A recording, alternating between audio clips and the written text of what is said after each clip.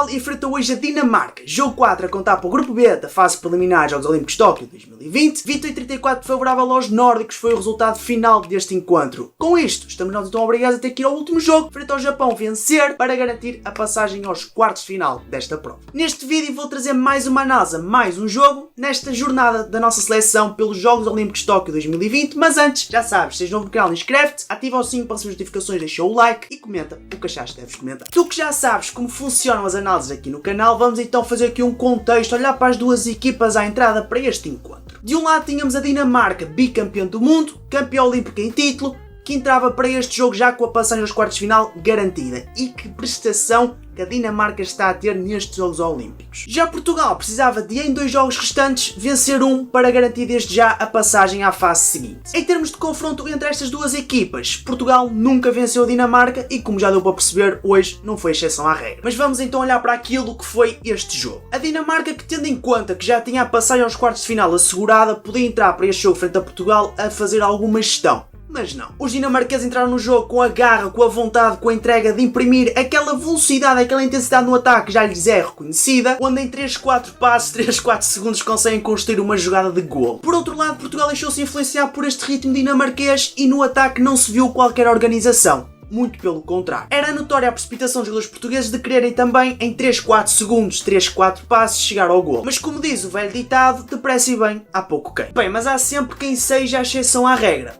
E podemos dizer que a Dinamarca de facto foi a exceção à regra. Foi até Humberto Gomes chegar à baliza e Luís Frade à defesa. Até meio da primeira parte, estamos a falar de 15 minutos iniciais, a Dinamarca estava com 85% de eficácia na finalização. Claramente Portugal a não conseguir acompanhar este ritmo imprimido pela equipa dinamarquesa. Era notória a passividade e desatenção da equipa portuguesa perante um jogo bastante fluido e atrativo praticado por uma equipa visivelmente desinibida, não fosse esta equipa a Dinamarca. Mas com a excelente entrada de Humberto, a Dinamarca foi perdendo eficácia na finalização. Também o jovem pivô português Luís Frade foi uma peça-chave para que defensivamente Portugal passasse da passividade para a proatividade. Por outro lado, e agora falando na vertente ofensiva, a entrada de Rui Silva fez do nosso ataque um ataque mais cerebral na sua organização e permitiu explorar diferentes opções de finalização, destacando-se então a parceria Rui Silva-Diogo Branquinho, que na primeira parte deu muitos golos. O jogo em troco pivô foi também aparecendo e foi uma questão de tempo até que Portugal assumisse a pole position no que a eficácia de finalização dizia respeito. Não estando nenhuma das duas equipas bem a nível defensivo, o que lhes foi de facto valendo foi o ataque. E ao fim de 30 minutos jogados, Portugal contava já com uma percentagem de eficácia de 73% no momento de finalização, já a Dinamarca descera para 68%. Uma diferença curta, quase inexistente, de pouca relevância, mas que se faria notar caso Portugal tivesse entrado muito melhor no jogo. Apesar de tudo, 19-20 favorável à Dinamarca era o resultado registado no marcador ao intervalo. Um resultado bastante bom até, tendo em conta que estávamos apenas a jogar contra aquela que é a seleção atualmente mais titulada do mundo. Apenas isso. Portanto, de certa forma, podia-se dizer que para a segunda parte estava tudo em aberto. E de facto estava. Estava se a Dinamarca não entrasse com um espírito mais agressivo, mais aguerrido, com mais garra, mais raça, como entrou. Mas falando primeiro em Portugal, na segunda parte Portugal vinca e muito o seu jogo interior com o pivô. E de facto hoje os pivôs estiveram irrepreensivelmente bem, estiveram muito bem na finalização, 100% eficazes. O mesmo não se podia dizer de outros setores do ataque português, que entre falhas técnicas e remates falhados foram permitindo à Dinamarca dilatar cada vez mais a vantagem no marcador. Ao fim de 15 minutos da segunda parte, Portugal tinha apenas 2 golos marcados, é muito mau mesmo, verdade, mas se numa primeira fase a Dinamarca fez-se valer do seu tremendíssimo defensor Molgaard, que para mim é dos melhores da atualidade, discutível, é verdade, mas é a minha opinião. Numa segunda fase fez-se valer do seu guarda-redes Kevin Müller, que negou N golos à nossa seleção. E daí para a frente não houve muita mais história neste jogo. Estava-se a ver uma Dinamarca ofensivamente falando a apostar quer no jogo em troco pivô e lances de 1 para 1, quer em caso de dificuldade nos remates de primeira linha de Mika Lance. A verdade é que todo o jogo dinamarquês, mas todo o jogo ofensivo dinamarquês passava pelas suas mãos. E quando não passava, a Dinamarca errava. Quando errava era porque estava lá, do outro lado,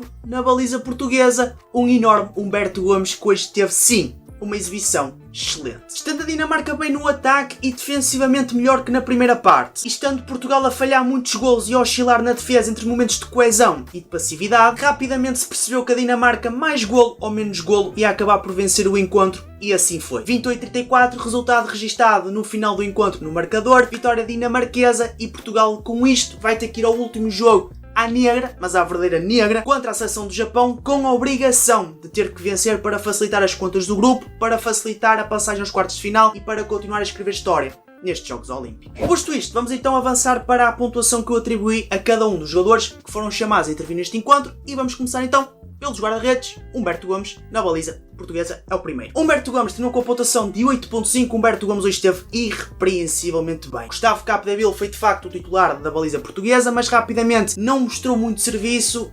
Também estamos a falar de uma Dinamarca que não é muito comum falhar remates, e logo aos 11 minutos da primeira parte Humberto Gomes entrou para o seu lugar. Entrou, e na primeira parte o que é que ele fez? Fez um excelente passe em contra-ataque para o Diogo Branquinho marcar, cá está, um ponto bom, e fez 6 defesas. 6 defesas. Portugal, a nível de eficácia de guarda-redes, de defesas de guarda-redes, foi a melhor seleção em campo. Isso já diz muito, porque do outro lado temos um guarda-redes que é Niklas Landin, um guarda-redes banal, e Kevin Müller, um guarda-redes também banal do Barcelona. Nada de especial. Na segunda parte, Humberto Gomes, e não satisfeito com as 6 defesas que fez na primeira, decidiu acrescentar mais 6 defesas na segunda parte, e portanto Humberto esteve brilhante. Passando para Gustavo Capdeville, que não com a pontuação de 6.3, Capdeville, como eu disse, começou a titular, não fez qualquer defesa no tempo que esteve em campo, entrou na segunda parte para defender um 7 metros e defendeu. Negou um 7 metros a Mika Lança, que é uma coisa não muito usual o jogador dinamarquês falhar 7 metros assim, mas foi o Capdeville que fez uma grande intervenção. Passando para a linha de centrais, Rui Silva terminou com a pontuação de 6.7, ele que não começou de início, começou Miguel Martins, para a minha surpresa, porque por norma tem começado Rui Silva. Em um remate fez um gol, este gol que já foi numa fase em que o jogo já estava praticamente decidido para a Dinamarca, mas é aquele gol que ele tem que marcar sempre, aquele gol espetacular que ninguém está a esperar aquele remate, ele remata e marca, pronto, é o costume, mas esteve muito bem no último passe, esteve muito bem na parceria com o Diogo Branquinho, passos para a ponta esquerda a finalizar, muito bem mesmo. Já Miguel Martins tomou com a pontuação de 6.4, um bocadinho abaixo de Rui Silva, mas nada de especial. Miguel Martins, que em 3 remates fez um gol, ele que também não esteve tão dentro deste jogo como esteve no jogo, por exemplo, frente à Suécia, mas que independentemente disso esteve bem no último passe também a dinamizar o jogo, portanto uma nota mais também para Miguel Martins. Passando para a esquerda, André Gomes, e neste caso lateral esquerda, terminou com a pontuação de 6.3. Ele que em 7 remates fez 3 golos, mais ou menos 50% de eficácia. Depois ele também foi um jogador muito castigado por aquele muro dinamarquês, levou muita porradinha mesmo. Ele que gosta de jogar 1 para 1, gosta também de atirar, e os jogadores dinamarqueses chegam muito ao contacto, e ele foi muito castigado nesse aspecto. Já Fábio Magalhães terminou com a pontuação de 6.3. 3 remates, 2 golos, ele que até esteve bem no último passe, mas teve ali momentos, principalmente a segunda parte, cometeu muitas falhas técnicas, muitas. Já Gilberto Duarte terminou com a pontuação de 6.7, ele que foi o melhor lateral esquerdo, ainda que tenha participado em poucos momentos do ataque da nossa equipa, mas participou em mais momentos do que tem participado nos últimos jogos. Confuso, eu sei, mas se vocês viram o jogo vão perceber. No fundo, o Gilberto foi muito interventivo nas transições de defesa-ataque após recuperação de bola por parte da nossa equipa, inclusive num desses momentos de transição marcou um gol de primeira linha. Ele que na segunda parte ainda cumpriu alguns minutos no ataque e portanto vimos um Gilberto mais participativo no ataque para a surpresa nossa. A prova disso é que em 3 remates marcou 2 golos, mas aquele papel que ele desempenha melhor, ou que desempenha igualmente bem, é o papel defensivo, e na defesa ele esteve aceitavelmente bem quando estava o trio de Aimaro, Luís Frade e Gilberto, impecáveis. Passando para a lateral direita, João Ferraz terminou com a pontuação de 6.7. João Ferraz que numa primeira fase atuou apenas no processo ofensivo, só jogava ao ataque. Em 4 remates apontou 3 golos, o que é muito bom. Na segunda parte, Paulo Jorge Pereira apostou no processo defensivo. Não foi muito bem conseguido, porque sendo a Dinamarca uma equipa que joga muito no 1 para 1, e sendo João Ferraz um jogador fraco a defender 1 para 1, é aquela coisa. Mas pronto, não comprometeu muito a equipa, estavam todos a errar. Quando ele errava, os outros também já tinham errado, portanto não é por aí. Passando para a ponta esquerda, Diogo Branquinho, com a pontuação de 6.9. Este que se calhar de todos os jogos até agora nos Jogos Olímpicos foi talvez aquele jogo da nossa seleção em que o ponta esquerda foi chamado mais vezes a intervir. Muito por culpa daquela parceria que eu já frisei, Rui Silva, Diogo Branquinho, que esteve exímio e irrepreensível, e também muito pela eficácia do próprio Branquinho da ponta, que em 5 remates fez 4 golos, mas o remate que ele falhou, o único remate que ele falhou foi numa transição, portanto não conta como remate da ponta. Onde é que podia ter estado um bocadinho melhor? No processo defensivo. Mas para falar de processo ofensivo, podemos ir à ponta direita. As pontas direitas neste jogo estiveram mal. Mal a nível defensivo porque estavam a cometer muitos 7 metros, e mal a nível ofensivo porque estavam a falhar muitos golos. Portanto, falando de Pedro Portela, terminou com a pontuação de 5.9. Ele hoje não esteve num dia assim. Em 4 remates da ponta apenas marcou um golo. E foi na segunda parte. E não podia falhar esses golos, porque nós precisávamos de golos, precisávamos mesmo de golos. E portanto, se a história do jogo estivesse a ser outra, se Portugal estivesse na frente por 5, 6 golos, se calhar ninguém dizia nada destes remates falhados. Agora, a perder e a precisar de golos é difícil. Depois, defensivamente, foi aquela questão de cometer muitos set matches, muitos mesmo. Já António Areias esteve melhor, terminou com a pontuação de 6.3, da marca de set matches, 100% de eficácia para a Areia, que foi o único cobrador, 2 set matches, 2 golos.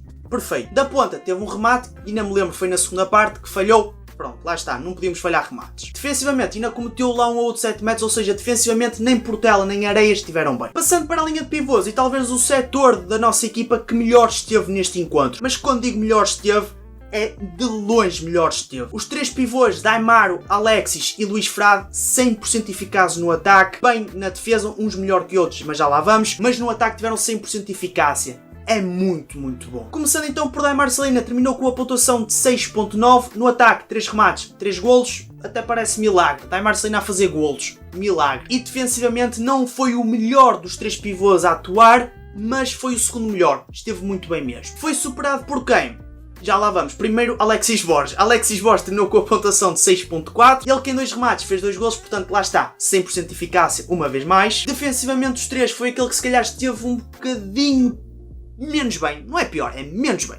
Já Luís Frade terminou com a pontuação de 7.0. Ele esteve muito bem defensivamente. Quando ele foi chamado a jogo para defender, notou-se uma clara diferença para melhor no processo defensivo da nossa equipa e de facto foi o melhor defesa da nossa seleção. Ofensivamente, 2 remates, 2 golos, pela terceira vez hoje, 100% de eficácia, muito bom. Bem, deixar então uma nota à dupla de arbitragem da Macedónia, os mesmos macedónios que nos apitaram no jogo frente ao Egito, se não estou em erro, corrijam-me nos comentários se estiver enganado. Nota mais, um critério muito bom, igual para os dois lados, assertivos. Bem, guys, basicamente foi este o vídeo, espero que tenham gostado. Vamos esperar que frente ao Japão não seja a minha última análise, seria mau sinal. Esperar que ainda tenhamos pelo menos mais uma dos quartos de final, pronto. Quartos de final já é muito bom mesmo, acho que já recebemos um diploma. E receber um diploma nos Jogos Olímpicos na modalidade de handball, onde estão seleções muito iguais a nível de qualidade, é muito, muito bom, porque tu tens visto que os jogos, grande parte deles, 80% deles é por 1, por 2, por 2 empatados, golos de diferença. É muito, muito renhido, é muito difícil ganhar. E pronto, guys, foi este o vídeo. Espero que tenham gostado.